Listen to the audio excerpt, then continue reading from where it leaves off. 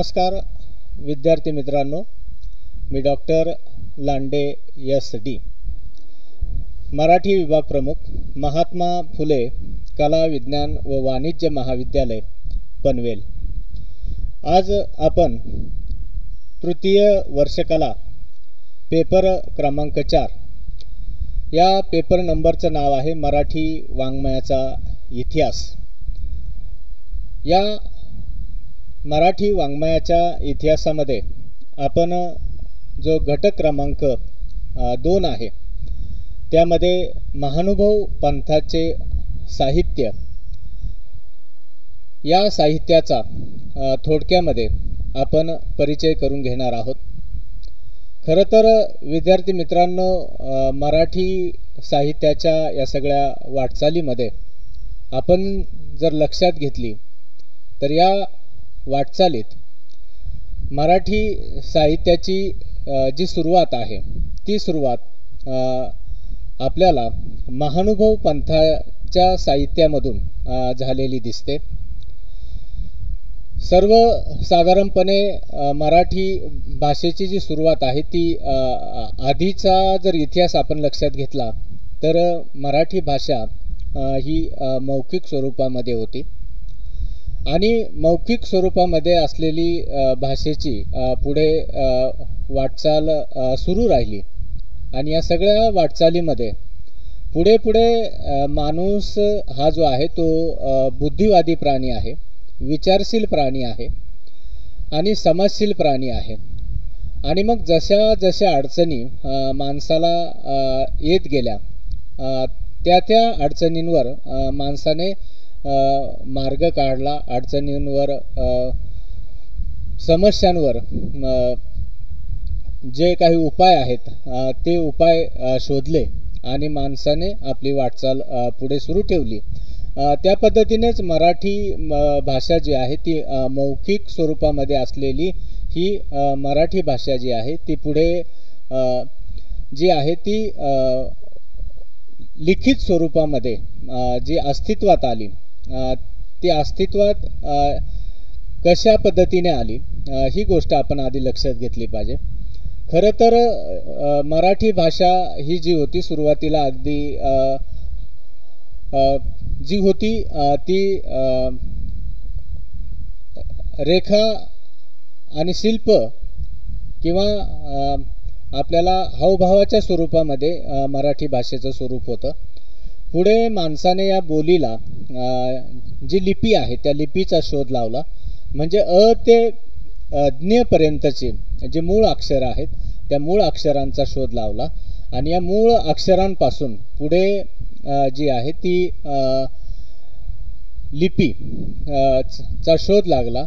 मग अक्षरापासून शब्द तयार झाला, शब्दापासून वाक्य तयार झालं आणि वाक्यापासून लेखन तयार झालं आणि मग पुढे या लेखनाचं जे स्वरूप आहे किंवा हे जे सगळं लेखन आहे हे साहित्याच्या रूपानं किंवा जे जे लिखित आहे या सगळ्या लिखित स्वरूपाला, मराठी साहित्याच्या लिखित स्वरूपाला आपण साहित्य म्हणायला लागलो किंवा लेखन म्हणायला लागलो।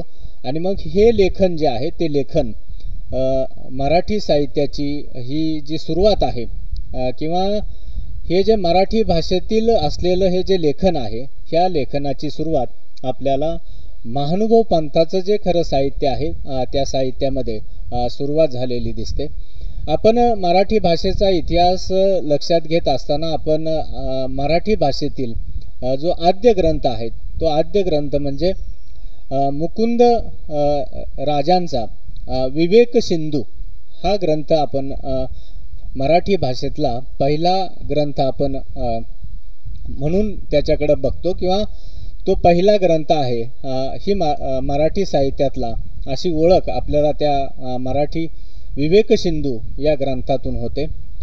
पुढे या विवेक सिंधू या मराठी मुकुंद राजांच्या या मराठीतील आद्य ग्रंथानंतर खरं म्हणजे मराठी साहित्याचा जो पाया आहे किंवा मराठी साहित्याची जी उभारणी आहे किंवा मराठी साहित्याचं जे लेखन आहे त्या लेखनाची सुरुवात आपल्याला महानुभव पंथाच्या साहित्यामध्ये झाल्याचे दिसून येते।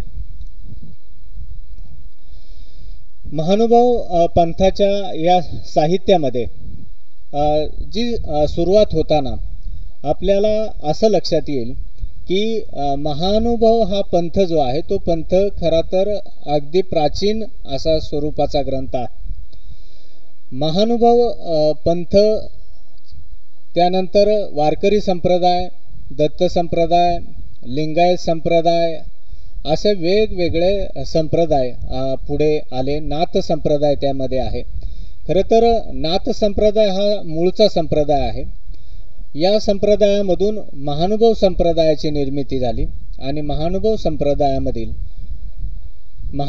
संप्रदायाची जी स्थापना आहे किंवा महानुभाव संप्रदायाचे जे संस्थापक आहेत ते जरी गोविंद प्रभू हे जरी असले तर खऱ्या अर्थाने महानुभाव संप्रदायाचा प्रचार करण्याचं काम हे चक्रधरांनी केलेलं आहे.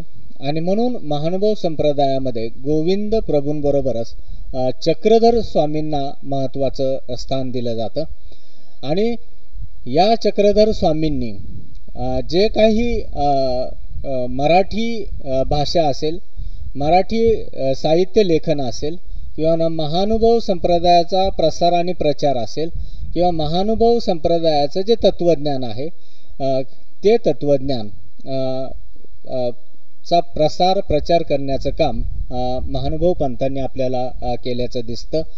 आणि त्या चक्रधरांचे जे काही शिष्य होते त्या शिष्यांनी जे काही ग्रंथांची निर्मिती केली त्या ग्रंथांमध्ये पहिला जो ग्रंथ आहे तो ग्रंथ म्हणजे लीळा चरित्र.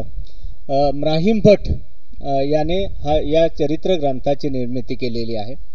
मराठी साहित्यातील लीळा चरित्र हा आद्य चरित्र ग्रंथ म्हणून ओळखला जातो. म्राहिम भट हे चक्रधर स्वामींचे जे आहेत ते चक्रधर स्वामींचे शिष्य आहेत, अनुयायी आहेत.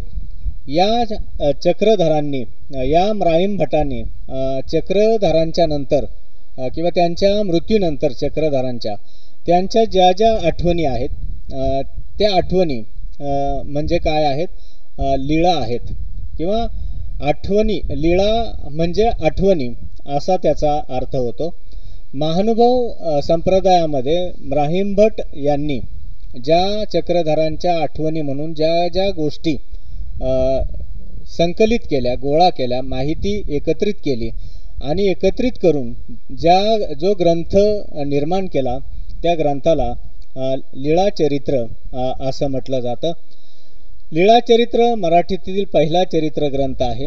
चक्रधर स्वामींचे शिष्य म्राहिम भट यांनी त्या लीळा संकलित केल्या आणि मराठी साहित्यात खऱ्या अर्थाने गद्य रचनेचा जो पाया आहे तो घातला गेला.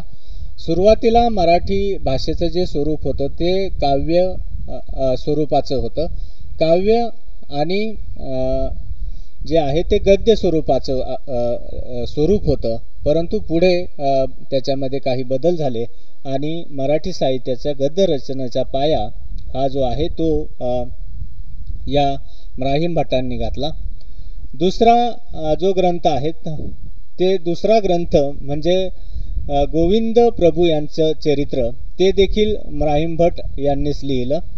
हा जो दुसरा चरित्र ग्रंथ आहे तो देखील गोविंद प्रभू यांनी महानुभाव संप्रदायाची स्थापना केल्यानंतर महानुभाव संप्रदाय वाढवण्यासाठी जे कार्य केलं त्या कार्यासंदर्भात म्राहिम भटांनी याच्यामध्ये आपलं विवेचन केलेलं आहे. महानुभाव पंथ, गोविंद प्रभू हे जे आहेत हे महानुभाव पंथाचे मूळ संस्थापक आहेत. गोविंद प्रभूंचे तत्वज्ञान म्राहिम भट यांनी या ग्रंथातून सांगितले. रिद्धिपूर लीळा असा या चरित्र ग्रंथाचा उल्लेख देखील केला जातो. प्राचीन गद्याचा एक नमुना म्हणून या ग्रंथाकडे पाहिलं जातं किंवा हा ग्रंथ ओळखला जातो. त्यानंतर महानुभाव पंथाच्या साहित्यामधील जो तिसरा आणि महत्त्वाचा ग्रंथ आहे तो दृष्टांत पाठ. केसोबास हे देखील चक्रधरांचे अनुयायी होते, शिष्य होते. त्यांनी हा दृष्टांत पाठ या ग्रंथाची रचना केली किंवा लेखन केलं. त्यामध्ये दृष्टांत पाठ हा महानुभाव पंथाचा एक आद्य ग्रंथ म्हणून देखील त्याच्याकडं पाहिलं जातं. केसोबासांनी शास्त्रीय पद्धतीने 114 उपदेशवर कथा या ग्रंथामध्ये मांडल्या. या ग्रंथात प्रथम सूत्र, मग दृष्टांत आणि शेवटी स्पष्टीकरण या क्रमाने या ग्रंथाचं स्वरूप असल्याचं आपल्याला दिसतं. या ग्रंथात 2 पिढ्यांचे चित्रणं आलेली आहेत आणि एकूणच महानुभाव संप्रदायाच्या दृष्टीनं हा त्यांचा तत्त्वज्ञानाचा आणि अत्यंत महत्त्वाचा ग्रंथ तर आहेतच, पण मराठी साहित्याच्या दृष्टीने देखील हा ग्रंथ महत्त्वाचा आपल्याला वाटतो किंवा महत्त्वाचा असल्याचं आपल्याला एकूण यामधून दिसते. त्यानंतर महानुभाव पंथाच्या या साहित्यामध्ये आपल्याला पुढचा जो ग्रंथ आहे तो सूत्रपाठ हा देखील ग्रंथ जो आहे तो केसोबास यांनी लिहिलेला आहे. लीळा चरित्रात चक्रधरांच्या तोंडी आलेली जी सूत्र आहेत ती सूत्रे या ग्रंथात मांडलेली आहेत. या ग्रंथात एकूण 1255 सूत्रे आली आहेत. महानुभाव पंथाचे तत्वज्ञान या ग्रंथातून अधोरेखित केले आहे. सूत्रपाठ या ग्रंथावरून अनेक ग्रंथांची निर्मिती झाल्याची दिसते. संप्रदायातील लोकांचे आचरण भक्ती याविषयी एकूण जो दृष्टिकोन आहे तो दृष्टिकोन आपल्याला या ग्रंथात दिसून येतो. आणि पुढचा आणि शेवटचा ग्रंथ आहे तो म्हणजे मृतिप्रकाश. हा देखील ग्रंथ केसोबासांनी लिहिलेला आहे, याचं लेखन केलेलं आहे. 1289 मध्ये मृतिप्रकाश या ग्रंथाची रचना केली आणि चक्रधर स्वामींच्या मूर्तींचे वर्णन व तत्वज्ञानाचे निरूपण आपल्याला या ग्रंथात केल्याचे दिसते. मूर्ती वर्णने केवळ निमित्त असून परमार्थ निरूपण हा मुख्य उद्देश ठेवून या ग्रंथाची निर्मिती झाली. अशा पद्धतीने विद्यार्थी मित्रांनो आपल्याला महानुभाव संप्रदायामध्ये हे जे चरित्र ग्रंथ आहेत या चरित्र ग्रंथांचं लेखन आपल्याला पाहायला मिळतं आणि या एकूण ग्रंथांनी मराठी साहित्य लेखनाचा, गद्य लेखनाचा पाया घातल्याचं आपल्याला यामधून लक्षात येतं. हे आपण या ठिकाणी खऱ्या अर्थाने लक्षात घेतलं पाहिजे.